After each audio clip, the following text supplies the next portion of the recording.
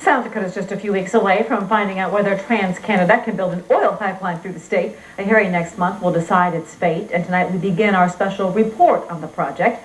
Reporter Ben Dunsmoor and photojournalist Brian Cooper spent 5 days in Alberta, Canada, to give you a closer look at Canada's growing oil industry and the impact it could have on South Dakota.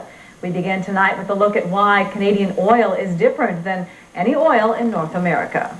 Angela, TransCanada's pipeline project is being fueled by the increased production of petroleum from what are called the oil sands in northern Alberta.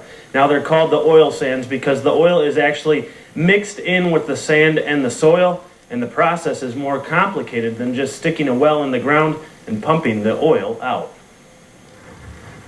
From a distance, it looks almost exactly like rich black South Dakota farm soil. But take a closer look at what these machines are digging out, and you can see why these grains of sand are so valuable. And then on top of that, in the spaces in between, the oil is packed in. Oil packed right into the sand and dirt, something that has naturally been a part of the northern Alberta landscape for decades.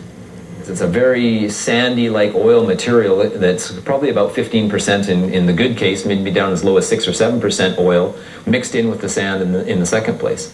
And unlike the traditional oil drilling process, this takes massive machines. One scoop of that bucket back there holds 100 tons of the sand they extract the oil from. The oil sand mixture is found about 200 feet below the surface. Once it's dug out of the ground, it's dumped into tumblers and water is added to start the process of separating the oil from the sand.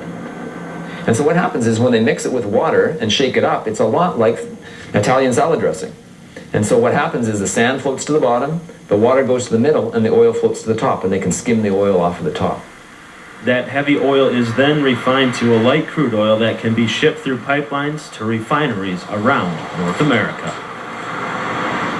Now, since the process of extracting the oil from the ground is more complicated than traditional oil drilling, it's also more expensive. Tonight on Kelo Land News at 10, I'll explain why northern Alberta has been hit with a boom of oil sands development over the past 10 years and why this way of mining oil is now considered a reliable source of energy.